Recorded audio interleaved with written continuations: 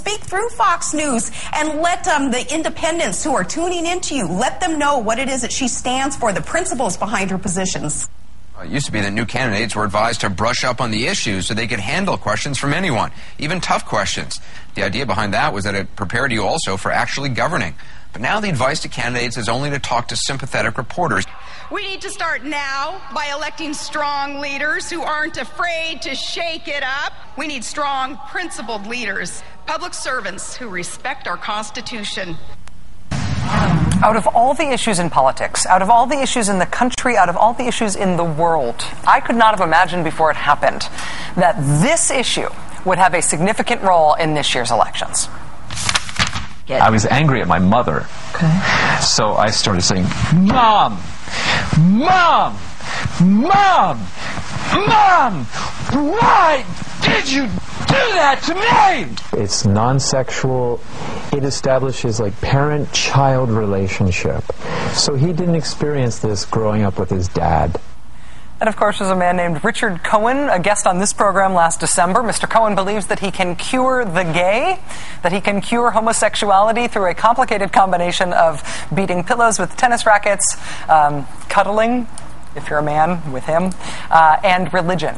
And if you just send away for one of Mr. Cohen's books or overpriced DVDs, no checks or COD, please, he will be happy to show you the Cure the Gay way.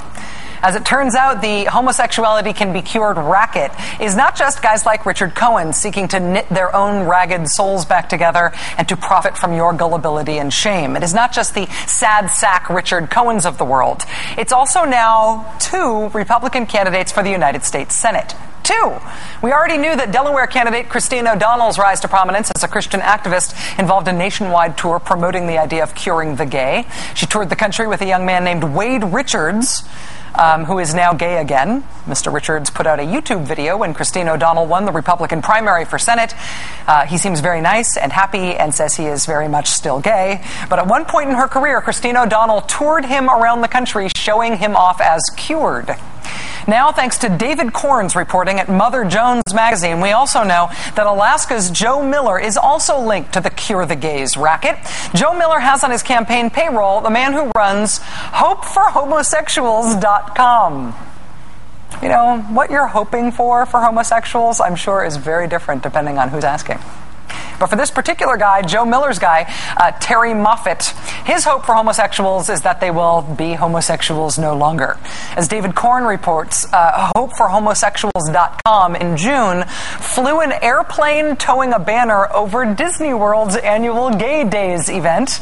The banner said, Jesus Christ, www.hopeforhomosexuals.com. If you visit that website, you will find all the usual cure the gays malarkey. You know, being gay is the result of trauma. Being gay is also a choice. I don't know how those two things are together, but there they are. Also, being gay kills you. Boo. David Korn points out the more interesting thing about this, although, which Joe Miller should probably be asked about. The most interesting thing here is that the anti-gay organization run by this man on the Joe Miller campaign payroll explains its anti-gay advocacy by saying that it is motivated by a healthy fear of God's judgment that will otherwise be wrought on individuals who reject God's laws and our nation for turning a blind eye. And our nation. God's judgment on the nation if a blind eye is turned to homosexuality.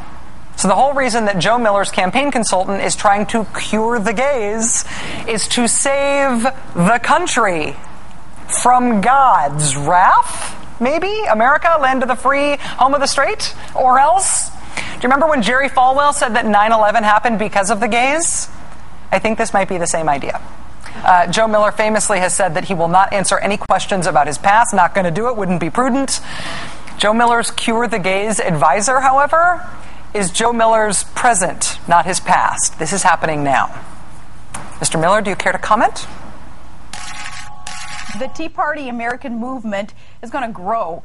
On November 3rd, November 2nd isn't the end of this. It's the beginning of this, the reawakening of America and understanding what our foundation is and how America was built and how it became prosperous and generous and safe. And now we need to build upon that. Suppose Senator John Doe puts forth a constitutional amendment that would outlaw abortion, even in cases of rape or incest, and he asked you to attend the announcement and support him in that. Would you do it? I would. Yes, a proposal like that, I would stand by it. Let's be completely clear about the facts here. There is no place in the world and no time in history where restricting women's reproductive rights makes a people or a nation more free or more equal. These extreme positions on abortion are, without any question, a war on American girls and women, and the fact that there are women who are both complicit and participatory in it is really neither surprising nor unprecedented. It has always been true, and it is incredibly important that we recognize that despite the fact that we can be very proud of these women and as politicians, that the question is, how do women as citizens fare on the other side of them either being elected or not elected?